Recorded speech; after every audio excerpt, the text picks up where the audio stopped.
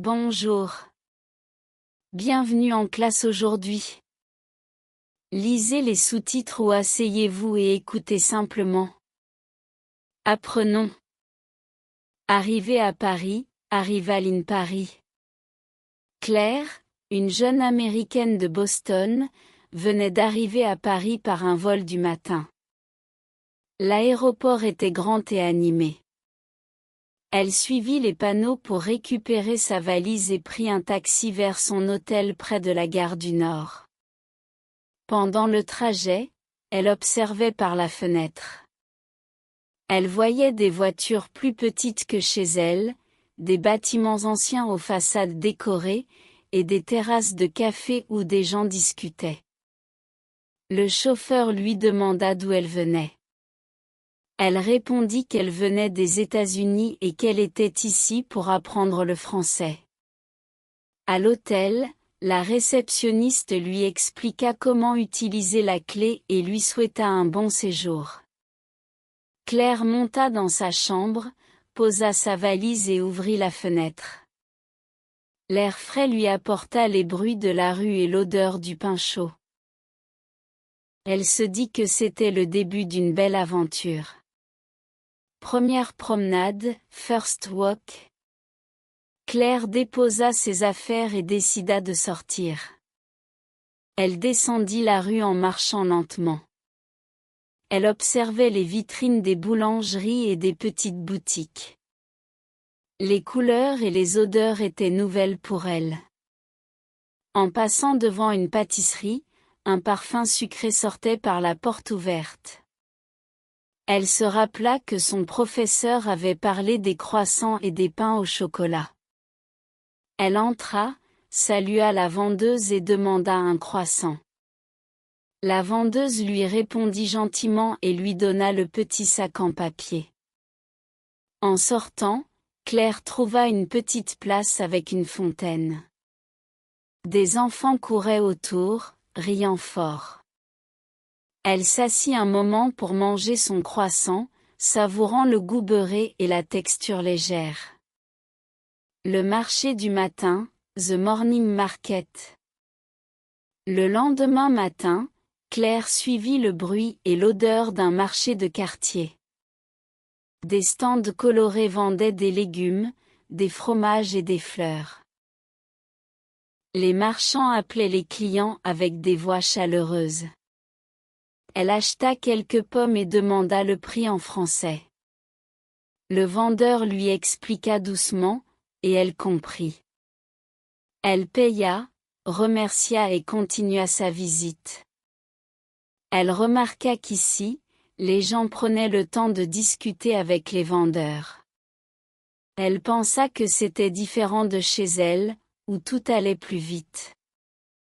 Un café au coin, à Café on the Corner. Claire repéra un petit café au coin de la rue. Elle entra et choisit une table près de la fenêtre. Le serveur vint et lui demanda ce qu'elle voulait. Elle répondit qu'elle voulait un café crème.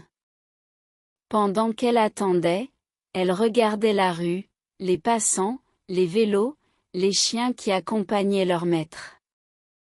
Le serveur posa la tasse devant elle. Elle goûta la boisson chaude et pensa que c'était plus fort que le café américain.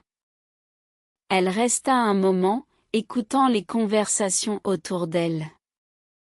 Même si elle ne comprenait pas tout, elle aimait le rythme de la langue. Première conversation, first conversation. En sortant du café, Claire croisa une voisine de l'hôtel qui promenait son chien. La femme lui demanda si elle était en vacances. Claire expliqua qu'elle était là pour quelques semaines afin d'apprendre le français et découvrir la culture. La voisine lui donna des conseils sur des endroits à visiter et sur les heures où les musées étaient moins fréquentés. Claire nota ces informations dans son carnet. Elle se dit que parler avec les habitants était la meilleure façon de progresser. Elle rentra à l'hôtel avec un sourire, fière d'avoir compris et répondu en français. Le jardin du Luxembourg, The Luxembourg Garden. Un après-midi ensoleillé, Claire décida de marcher jusqu'au jardin du Luxembourg. À l'entrée, elle vit des allées bordées de fleurs colorées et de statues anciennes. Elle marcha lentement, observant les enfants qui faisaient naviguer de petits bateaux dans le bassin. Des personnes âgées lisaient sur des chaises vertes, d'autres jouaient aux échecs. Claire trouva une chaise libre près d'un parterre de roses. Elle sortit son carnet et écrivit quelques phrases en français, notant des mots nouveaux entendus autour d'elle. Une boulangerie célèbre, Afamou Bakri. Un matin, la réceptionniste de l'hôtel lui parla d'une boulangerie célèbre dans le quartier. Elle expliqua que c'était là qu'on faisait les meilleurs pains au chocolat. Claire décida d'y aller. Devant la boutique, il y avait déjà une petite file d'attente. L'odeur du beurre et du sucre flottait dans l'air. Quand ce fut son tour, elle demanda 2 pains au chocolat et un petit pain au raisin. Elle remercia la boulangère et sortit avec son trésor dans un sac en papier. Une promenade en bus, à Busried. Pour explorer un autre quartier, Claire prit un bus au lieu du métro. Elle s'assit près de la fenêtre pour mieux voir la ville. Le bus traversait des rues commerçantes, passait devant des places ombragées et des églises anciennes. Elle reconnut la façade d'un théâtre dont la voisine lui avait parlé. Un monsieur assis à côté d'elle lui demanda si elle aimait Paris. Claire répondit qu'elle adorait la ville et qu'elle découvrait quelque chose de nouveau chaque jour. Un pique-nique improvisé, en improvised pique-nique. En revenant du marché, Claire trouva un petit parc avec de l'herbe fraîche. Elle décida d'improviser un pique-nique. Elle sortit du sac une baguette, un morceau de fromage et quelques fruits. Assise sur un banc, elle regardait les familles qui jouaient et les couples qui se promenaient main dans la main. Elle pensa que manger dehors, entouré de verdure, était un vrai plaisir simple. Elle prit des notes pour se souvenir du vocabulaire lié au repas. Elle pensa que manger dehors, entouré de verdure, était un vrai plaisir simple. Elle prit des notes pour se souvenir du vocabulaire lié au repas. Premier musée, First Museum. Un dimanche matin, Claire visita son premier musée parisien. Elle choisit le musée d'Orsay pour voir les peintures impressionnistes. En entrant, elle fut impressionnée par la grande horloge et la lumière qui entrait par le toit en verre. Elle marcha lentement dans les salles, lisant les petites étiquettes en français et en anglais. Elle se rappela que la voisine lui avait conseillé de venir tôt pour éviter la foule. Elle put ainsi admirer les tableaux tranquillement, en observant chaque détail. Une invitation inattendue, en une unexpected invitation. Un matin, alors qu'elle achetait des fleurs au marché, Claire entendit la marchande lui demander si elle aimait la musique. Claire répondit que oui, surtout le jazz. La marchande expliqua que son frère jouait dans un petit club près de Montparnasse et qu'il y aurait un concert le soir même. Elle proposa à Claire de venir. Claire accepta avec enthousiasme et promit de passer. Elle nota l'adresse sur un petit bout de papier et passa la journée à imaginer l'ambiance de la soirée. Le club de jazz, The Jazz Club. Le soir, Claire se rendit au club de jazz. L'endroit était petit mais chaleureux, avec des tables rondes et des bougies. Sur scène, 3 musiciens s'installaient. Le frère de la marchande salua Claire d'un geste amical. Lorsque la musique commença, elle sentit ses pieds battre la mesure. Le public applaudissait avec enthousiasme. Après le concert, les musiciens discutèrent avec les spectateurs, racontant des anecdotes sur leur voyage. Claire trouva l'expérience magique. La librairie ancienne, The Old Bookshop. En se promenant dans le quartier latin, Claire remarqua une petite librairie aux étagères encombrées. Elle entra et sentit l'odeur du papier ancien. Le libraire, un monsieur aux cheveux gris, lui demanda si elle cherchait quelque chose de particulier. Claire expliqua qu'elle aimait la littérature française. L'homme lui montra une édition ancienne de poèmes de Prévert. Elle resta longtemps à feuilleter des livres, écoutant la pluie tomber dehors. Un déjeuner chez l'habitant, lunch at a local home. Grâce à un site internet, Claire avait réservé un déjeuner chez une famille parisienne. En arrivant, elle fut accueillie par une dame souriante qui lui présenta sa cuisine parfumée. Ils mangèrent une soupe de légumes, du poulet rôti et une tarte aux pommes maison. Entre les plats, ils parlèrent des traditions culinaires françaises et américaines. Claire apprit de nouveaux mots liés à la table. Les quais de la Seine, the banks of the Seine.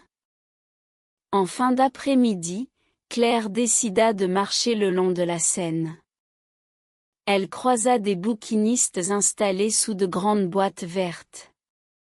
Certains vendaient des cartes postales anciennes, d'autres des affiches de cinéma. Le soleil se couchait derrière Notre-Dame, colorant le ciel de rose et d'orange. Claire s'assit sur un banc et pensa que ce moment resterait gravé dans sa mémoire. Le marché aux puces, The Flea Market. Un dimanche matin, Claire décida de visiter le marché aux puces de Saint-Ouen. Dès l'entrée, elle fut frappée par le mélange d'odeurs de cuir, de vieux bois et de nourriture de rue. Elle se promena entre les stands, observant des meubles anciens, des bijoux rétro et des piles de disques vinyles. Un vendeur lui expliqua que certains objets venaient de maisons de campagne abandonnées. Claire imagina leurs histoires passées. Un cours de cuisine, à Cooking Class. Grâce à un flyer trouvé à l'hôtel, Claire s'inscrivit à un cours de cuisine française. Le chef, un homme passionné, montra comment préparer une quiche lorraine. Les participants pétrissaient la pâte, coupaient les lardons et fouettaient les œufs. En fin de cours, tout le monde partagea la quiche autour d'un verre de vin blanc. Claire nota plusieurs expressions culinaires dans son carnet. Une journée à Versailles, à Day in Versailles. Un matin, Claire prit le RER pour Versailles. En sortant de la gare, elle suivit la foule jusqu'au château. La façade dorée brillait sous le soleil. Elle visita la galerie des glaces, les appartements royaux et les jardins à la française. En marchant parmi les fontaines et les sculptures, elle imagina la vie à la cour de Louis XIV. Un après-midi pluvieux, à rainy afternoon. Un après-midi, la pluie força Claire à chercher un refuge. Elle entra dans un petit café près de la Sorbonne. Elle commanda un chocolat chaud et observa les étudiants travailler sur leurs ordinateurs. La serveuse lui parla de la météo parisienne, souvent imprévisible. Claire se dit que même la pluie avait du charme à Paris. Une rencontre au parc, à Meeting in the Park. En se promenant au parc Monceau, Claire croisa une jeune femme qui promenait un chien. Elles commencèrent à parler du chien, puis de la vie à Paris. La femme expliqua qu'elle organisait un groupe de conversation pour pratiquer les langues. Claire fut ravie et promit de venir à la prochaine rencontre. La soirée linguistique, The Language Evening. Le jeudi suivant, Claire se rendit au café où se tenait le groupe de conversation. Autour d'une grande table, des personnes de nationalités différentes échangeaient en français, anglais, espagnol et italien. On lui expliqua que chacun devait parler en français pendant 10 minutes, puis passer à une autre langue s'il le voulait. Claire raconta son séjour à Paris et écouta les histoires d'un étudiant brésilien, d'une touriste japonaise et d'un retraité parisien.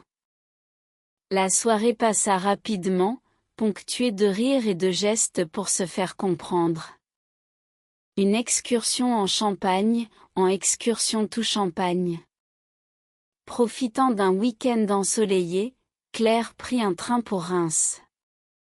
Dans une cave prestigieuse, un guide expliqua le processus de fabrication du champagne, du pressurage des raisins à la mise en bouteille.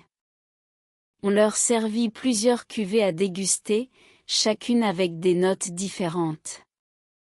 Claire apprit à décrire les arômes, parlant de fruits, de fleurs et même de pain grillé. Elle revint à Paris avec une petite bouteille soigneusement emballée. Les soldes d'hiver, The Winter Sale. En janvier, Claire décida de profiter des soldes d'hiver. Les vitrines affichaient de grands panneaux rouges annonçant des réductions. Elle entra dans un grand magasin et se perdit presque dans les rayons. Une vendeuse lui conseilla un manteau élégant en laine, à moitié prix. En sortant, Claire remarqua que les rues étaient pleines de passants chargés de sacs. Le musée d'Orsay, The Orsay Museum. Par un après-midi froid, Claire visita le musée d'Orsay. Elle admira les toiles impressionnistes, reconnaissant certains tableaux vus dans des livres. Devant une œuvre de Monet, un guide expliqua l'importance de la lumière et des couleurs. Claire passa aussi du temps dans l'art nouveau, fascinée par les meubles aux formes élégantes. Elle sortit du musée avec la sensation d'avoir voyagé dans le temps. Un dîner d'anniversaire, à Birthday Dîner. Un soir, Claire fut invitée à l'anniversaire d'un collègue de son cours de français. Le dîner se déroula dans un petit appartement au 5e étage sans ascenseur. La table était décorée de bougies et de fleurs. Les convives apportaient des plats faits maison, quiches, salades, gâteaux. En discutant avec les invités, Claire découvrit des expressions familières qu'elle n'avait jamais entendues en classe. Un samedi à Montmartre, à Saturday in Montmartre. Un samedi matin, Claire monta les escaliers de la butte Montmartre. En haut, elle aperçut la basilique du Sacré-Cœur se détachant sur un ciel légèrement brumeux. Dans la place du Tertre, des peintres installaient leurs chevalets et commençaient à tracer les premiers coups de pinceau. Un vieil artiste raconta qu'il peignait ici depuis plus de 30 ans, témoin des changements du quartier. Claire prit un café en terrasse, observant les touristes, les musiciens de rue et les pigeons qui picoraient des miettes de croissant. Le train pour Lyon, The Train to Lyon. Pour rendre visite à une amie rencontrée en ligne, Claire prit un TGV en direction de Lyon. Elle s'étonna de la rapidité du train, qui traversait la campagne à grande vitesse. Une passagère assise à côté d'elle expliqua qu'en France, le train était souvent préféré à l'avion pour les trajets intérieurs. En arrivant à Lyon-Part-Dieu, Claire fut accueillie par l'odeur d'une boulangerie voisine. Elle comprit que cette ville avait beaucoup à offrir, notamment sur le plan gastronomique. Les bouchons lyonnais, The Lyonnais bouchon. Le soir même, l'ami de Claire l'emmena dans un bouchon, un restaurant typique lyonnais. Le serveur décrivit un menu riche, quenelle, salade lyonnaise, andouillette. Claire hésita devant certains plats mais décida de goûter la quenelle, un mélange de poisson et de sauce somptueuse. La salle était décorée de nappes à carreaux rouges et de photos anciennes. Le repas se termina avec un café gourmand et beaucoup de rires. Une promenade le long du Rhône, à Walk along the Rhône. Le lendemain, Claire et son ami se promenèrent le long des berges du Rhône. Des joggeurs passaient en rythme, tandis que des familles pique-niquaient sur l'herbe. Un vendeur ambulant proposait des glaces artisanales aux parfums surprenants, lavande, basilic, poire. Claire choisit la lavande, intriguée par le goût floral. En fin d'après-midi, elles traversèrent un pont pour rejoindre le quartier historique. Retour à Paris, Return to Paris. Après 2 jours passés à Lyon, Claire reprit le train pour Paris. Dans le wagon, elle relut ses notes prises pendant le voyage, adresse de restaurant, nom de monument, impressions personnelles. Elle se dit qu'elle commençait à mieux comprendre les conversations autour d'elle, même celles rapides et familières. En arrivant à la gare de Lyon, le brouhaha parisien lui sembla familier et presque réconfortant. Elle réalisa que Paris commençait à devenir, en quelque sorte, sa deuxième maison. Les quais de la Seine au printemps, The Quay of the Seine in Spring. Avec l'arrivée du printemps, Claire remarqua que les quais de la Seine se remplissaient de promeneurs et de cyclistes. Des bouquinistes installaient leurs étals verts et proposaient de vieux livres, cartes postales et affiches anciennes. Un peintre expliqua à un couple de touristes qu'il venait ici presque tous les jours pour capter la lumière changeante sur l'eau.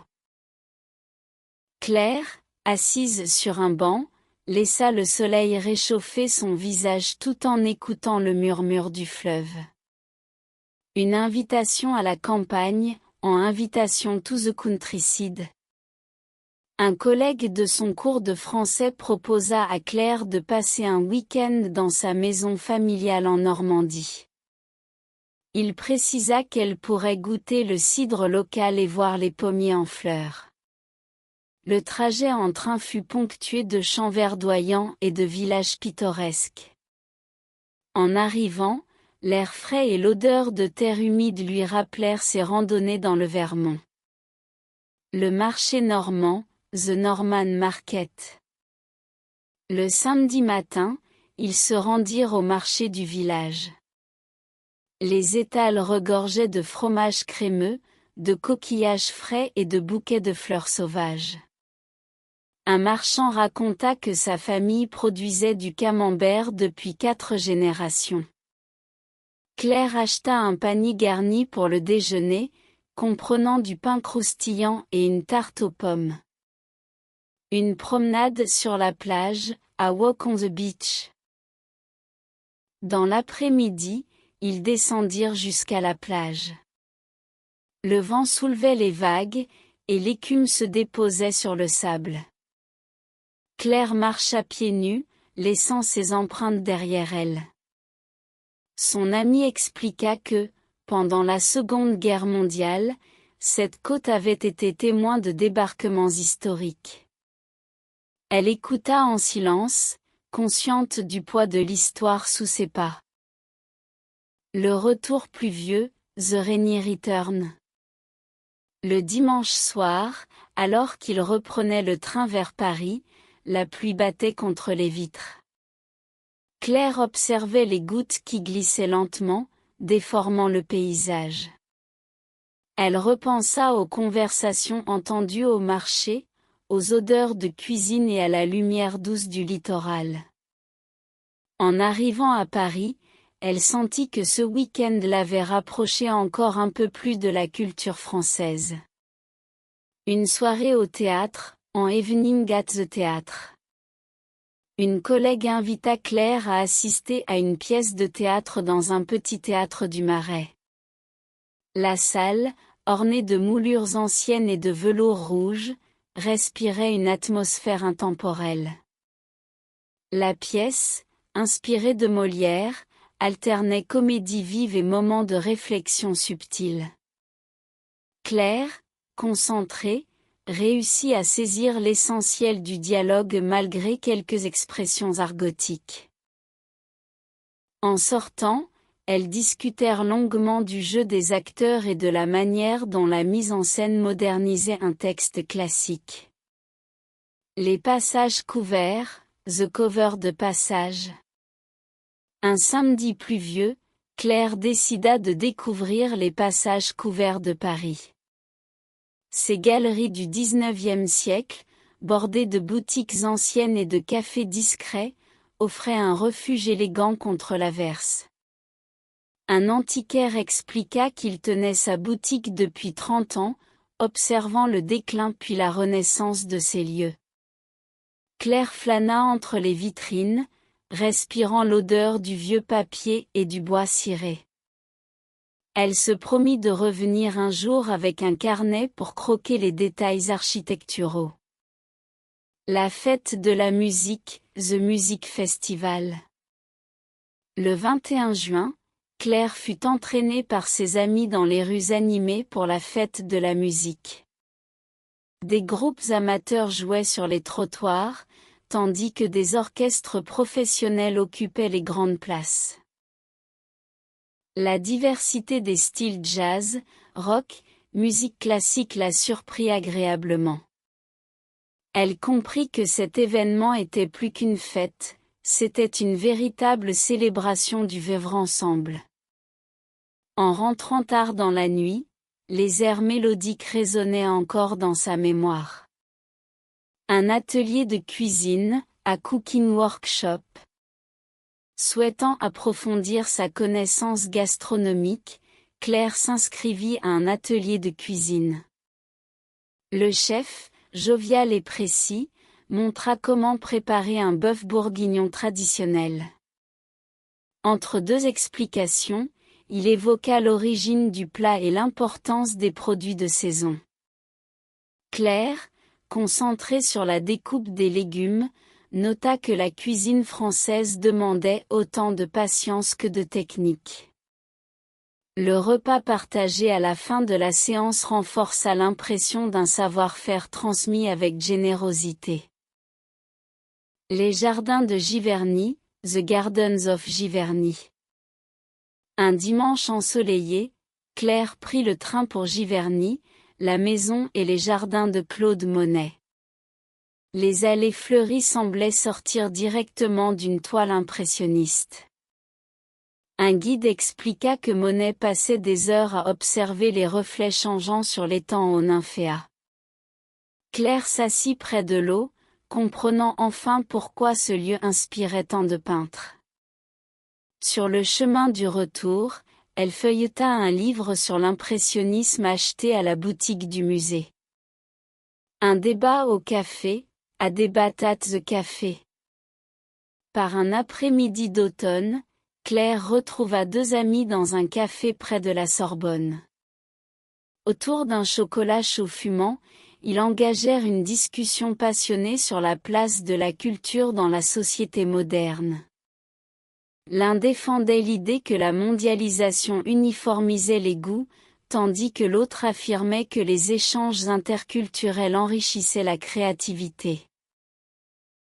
Claire écouta, pesant chaque argument, consciente que son propre regard avait changé depuis son arrivée en France. La Toussaint en Provence, All Saints Day in Provence. Invitée par une connaissance, Claire partit passer la Toussaint dans un village provençal. Les rues, bordées de platanes, semblaient assoupies sous une lumière dorée. Au cimetière, des familles déposaient des chrysanthèmes colorés sur les tombes, évoquant souvenirs et anecdotes. Le soir, autour d'un dîner simple mais parfumé d'herbes, les habitants racontèrent comment la région mélangeait tradition catholique et coutumes locales. Un hiver à Paris, à Winter in Paris. L'hiver installa son manteau gris sur Paris. Claire apprit à apprécier les promenades rapides sous la bruine, les cafés chaleureux où l'on s'attarde avec un livre, et les vitrines décorées pour Noël. Un jour, en traversant la place Vendôme, elle surprit une équipe installant un immense sapin illuminé. Elle réalisa que, même loin de sa famille, elle commençait à tisser ses propres rituels hivernaux. Le bal masqué, The Masquerade Ball. Pour fêter la fin de l'année, une amie invita Claire à un bal masqué dans un hôtel particulier. Les couloirs résonnaient de musique baroque, et les invités, vêtus de costumes somptueux, semblaient sortis d'un autre siècle. Un inconnu masqué lui parla longuement de littérature romantique avant de disparaître dans la foule.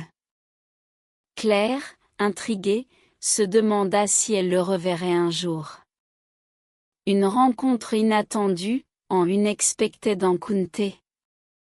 Quelques jours après le bal, Claire traversait la cour du Louvre lorsqu'elle aperçut une silhouette familière.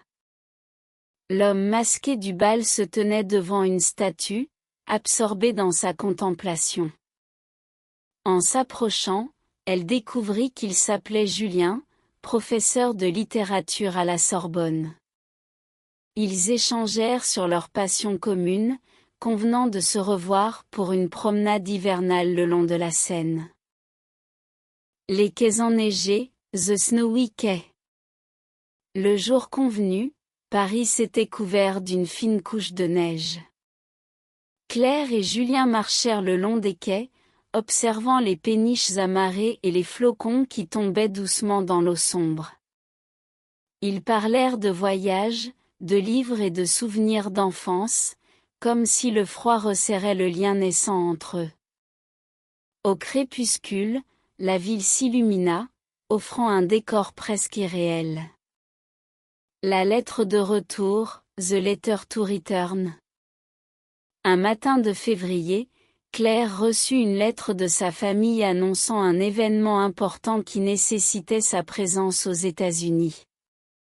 Partagée entre la joie de retrouver les siens et la tristesse de quitter Paris, elle comprit que son séjour touchait à sa fin.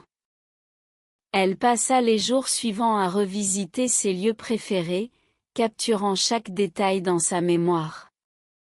Julien lui promit qu'il se reverrait, où que ce soit. Le dernier café, The Last Café. La veille de son départ, Claire s'installa à la terrasse chauffée de son café habituel. Elle observa les passants, les serveurs pressés, les conversations entrecoupées de rires. Chaque détail semblait plus intense, comme si la ville voulait lui offrir un dernier cadeau. Elle écrivit quelques lignes dans son carnet, remerciant Paris pour ses mois de découverte et de transformation. Le départ, The Departure. À l'aéroport, alors que l'annonce de l'embarquement résonnait, Claire jeta un dernier regard sur la ville au loin. Elle se dit qu'elle repartait différente, plus riche de rencontres, d'images et de sons. La France n'était plus seulement un pays étranger, c'était une part d'elle-même. Elle savait qu'un jour, elle reviendrait, car certaines histoires ne se terminent jamais vraiment. À jour 8 c'est ça. Au revoir cher étudiant.